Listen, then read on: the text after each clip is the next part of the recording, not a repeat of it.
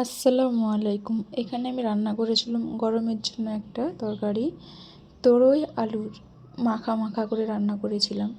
এখানে জিরে, পোস্ত, সর্ষে আর কাঁচা লঙ্কা বাটা মিক্সচার মেশিনে বেটে নিয়েছি। আর গোটা জিরে, শুকনো লঙ্কা আছে।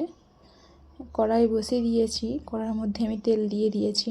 কড়াই গরম হয়ে গেছে, কড়াইয়ের মধ্যে আমি জিরে, শুকনো লঙ্কা দুটোই দিয়ে দিয়েছি। দিয়ে ভালো করে এটাকে আমি নাড়াচাড়া করে নিচ্ছি।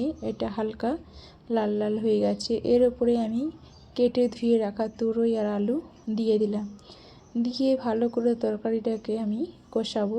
এর উপরে আমি হলুদ গুঁড়ো আর নুন দিয়ে দেব। নুন আর হলুদ গুঁড়ো দুটোই দিয়ে দিলাম। দিয়ে ভালো করে তরকারিটাকে কষিয়ে আমি চাপা দিয়ে রেখে দেব। এইভাবেই রান্না হবে, এতে আমি আর কোনো পানি দেব না।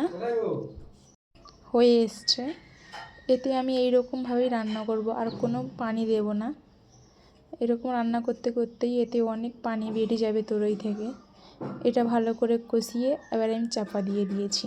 আবার চাপা খুলে দেখছি এ থেকে অনেকটা পরিমাণের পানি বেরিয়ে গেছে। আবার ভালো করে আমি নাড়াচাড়া করে আবার আমি কি করব, চাপা দিয়ে রেখে দেবো।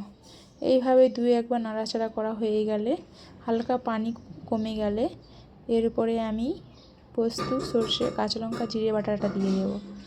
আবার খুলেছি, অনেকটা পানি কমে গেছে। এবারে আমি ভালো করে নেড়ে চেড়ে নিচ্ছি।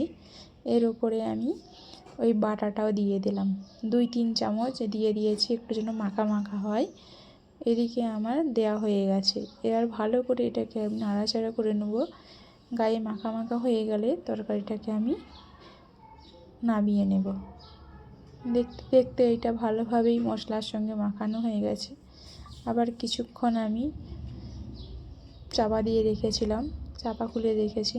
তরকারি প্রায় হয়ে এসছে, আর বেশি জাল দেব না। এবার তরকারিটাকে আমি একটা বাসনের মধ্যে ঢেলে নিলাম। এর উপর থেকে আমি হালকা পরিমাণের ঘি দিয়ে দেব। দেশ থেকে এনেছিলাম, ঘিটাও দিয়ে দিলাম। অনেক স্বাদিষ্ট হয়েছিল, অনেক ভালো হয়েছিল। কেমন হয়েছে জানাবেন, আর সবাই ভালো থাকবেন।